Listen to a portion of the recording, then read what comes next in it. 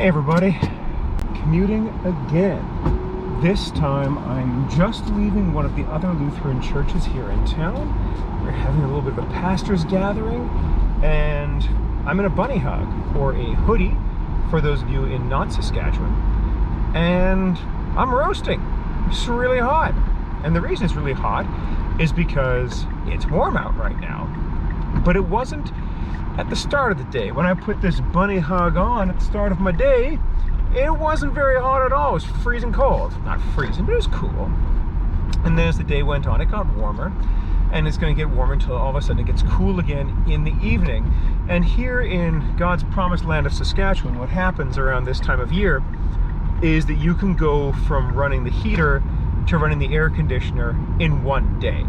Like, it goes pretty quick. Morning, you run the heater. Midday, you run the air conditioner. Evening, you run the heater again. And that goes on and on and on for a while.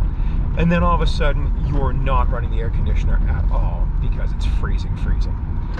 These are signs of the change in temperature and the change in the seasons that are happening. And if you've lived here for long enough, you know exactly how to read these signs because you've seen it a number of times.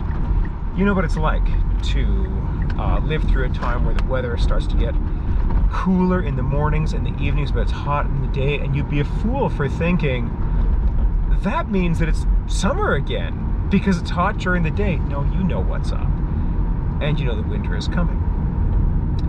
Jesus talks about reading the signs too.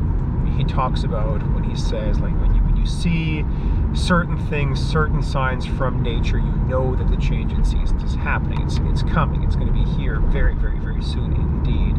And you've got to know how to read the signs. And when he gives you signs, he's not saying to you that when you see wars or rumors of wars or earthquakes or diseases, that this is end times and that's it. Instead, he's telling you that these are signs that you should be reading. You should know what's going on. You should know how things move and what direction they are going. And just because something's going well, you can't fool yourself into thinking that things are perfect for forever. In the same way that just because they're going poorly, you can't assume that that's the end of all things. Every time Christ talks about this, he's saying this is a way of reading the signs. This is a way of figuring out that the world that you are in is in some way passing away. So COVID that we're in right now, which is probably gonna come, I mean, it's already here, and it's gonna be dealt with in some capacity, and it's gonna be handled well enough, and we'll move on. We'll move past it in the same way we move past the bubonic plague, or past SARS, or anything like that. Like, these things aren't like pandemics that wipe out all of humanity, and COVID probably won't either. But it's a nice reminder of the fact that the world that we're living in is more frail than we think it is. It's not like this permanent thing that lasts forever. Every once in a while you get a reminder of that. Like, every once in a while, and you can't help but get like a little bit of a shiver when you think about, like, where you stand in the shadows of the pyramids, or a collapsed cathedral, or the ruins of the Colosseum, or something like that, to look out on the works of man and to realize that the people who put those things up, like the people who built the pyramids or the Sphinx, or who built Chichen Itza or Machu Picchu or anything like that, these people who built these things assumed, like we do, that they're living at the end of history. They assumed, like we do, that they were the last stop on the railroad. This is as far as mankind is ever going to get, and we, lucky us, we citizens of the Maya, or the Inca, or the Romans, or the Babylonians, or the Egyptians, like, this is it. This is the end of all history. And then they were swept away. The world is more fragile than we think it is. And not just like the world and like you know, the planet, like climate change, which is as well. But I mean that the civilization that we exist in, this current framework that we're in, is fragile, and it can stop at any given moment. COVID's a reminder.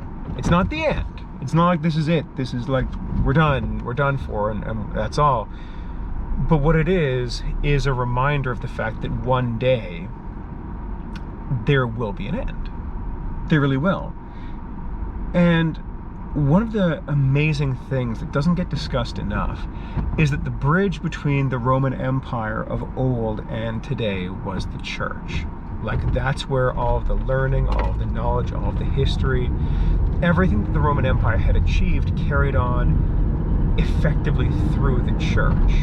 Like, the church was because the Roman Empire was a Christian empire, and when the Roman Empire fell, after collapsing into decadence and being pretty moribund, when that happened, the church picked up from where they left off, and the church resumed programming and carried on all that massive cultural knowledge and expertise and everything from there on. And part of what we do is we understand the frailty, sure, of the current zeitgeist, the current moment that we're in, but also the permanence of another moment that we're in.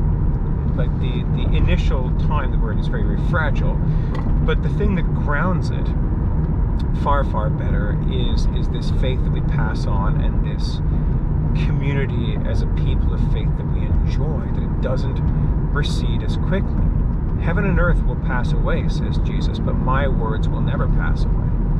He talks about there being wars and rumors of wars and floods and famines and earthquakes and all these things as signs of the end, which they are.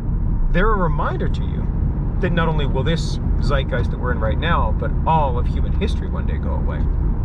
That's fine. So you're really going to want to link yourself up with something that's really important, something that matters and counts, and that's Christ and his kingdom. Like, adherence to that is desperately important, now more than ever, at a time when we're not thinking to ourselves, great, I'll just go here and earn money and live my life and whatnot, but at a time when we're thinking, at some point that does go away. And when that goes away, man, how great is that fall? It's nice to be reminded of the fact that you're tied into the same thing that Roman emperors and the people of the Middle Ages and the Renaissance and the Napoleonic era, and all these people were tied into this great and important story that you're linked in with now. And it's a wonderful thing to have, and a wonderful sense of stability when everything else around us is falling apart. Thanks for joining me on my commute. I'll catch you guys in the next ride.